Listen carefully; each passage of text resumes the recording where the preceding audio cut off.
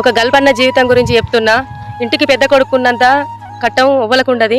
ఆ అన్న జీవితం ఏమైందట అంటే తన వెనుక పుట్టినోళ్ళ గురించి ఆలోచించి తన రెక్కలు ముక్కలు చేసుకుంటూ లాస్ట్కి అయితే ఏం జరిగిందట అంటే తన కుటుంబమే తను వెలివేసిర్రు.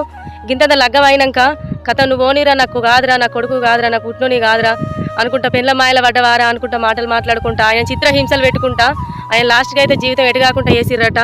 దేశాలు పట్టుకొని 10-15 ఏళ్ళు అవుతుందట తిరగబట్టి అన్న ఏడ్చుకుంటా చెప్తే నాకు బాధ అనిపించింది. కానీ ఒకటి మాత్రం చెప్తున్నా, ఇంటికి పెద్ద కొడుకుకు మాత్రం ఒకరికొకరికి లాభం జరుగుద్ది కావచ్చు కానీ ప్రతి ఒక్కరు నష్టపోతారు. ఒక్కసారి ఆలోచించరు. పిల్లల భవిష్యత్తు మన చేతుల్లోనే ఉంటుంది. మన చిన్నప్పటి నుండి అలా ఆడిచ్చి పాడిచ్చి పెంచితేనే పెరిగిర్రు. మన జీవితం కొంతమంది ఈ రోజులలో తల్లిదండ్రులను ఎంతో మంది అనాథలుగా ఎత్తుర్రు. కానీ అటువంటి నీ కొడుకులు మనకు పుట్టిన కొడుకులను మనకు పుట్టిన కొడుకులు మన వంటి ఇష్టపడేటోళ్ళను మనం ఎప్పుడు దూరం కొట్టుకోవద్దు. ఎందుకంటే మనం వాళ్ళని కష్టపడి పెంచింది ఒకసారి యాదికి వేసుకోవాలి. తన కుటుంబం తన పిల్లలను కూడా చూసుకోవాలి. ఇప్పుడు ఆ గల్పన్న ఏంటంటే లాస్ట్కి అయితే కిరాయిలకుండి బతికే కాలం అయిందట.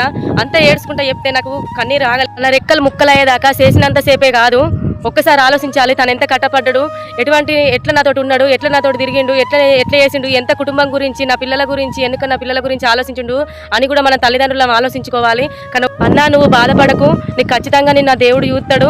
మీ తల్లిదండ్రులు మళ్ళీ నీతోటి మాట్లాడతారు, మంచిగా ఉంటారు నీతోటి. నీ వెనక పుట్టిన వాళ్ళు అందరూ కూడా సంతోషంగా ఉంటారు. నువ్వు బాధపడకన్నా. నువ్వు అంతగానో వేడితే నాకు బాగా బాధ అనిపించింది. ప్లీజ్ అన్న, నువ్వు దేశాలలో ఉన్నా కానీ నీ తల్లిదండ్రులు ఇంత యాదికి వేసుకుంటున్నావు అంటే నాకు బాగా సంతోషం అనిపించింది. నీ ప్రేమనే అలా నీ దగ్గరికి చేరుతుంది. దయచేసి అన్న నువ్వు బాధపడకు.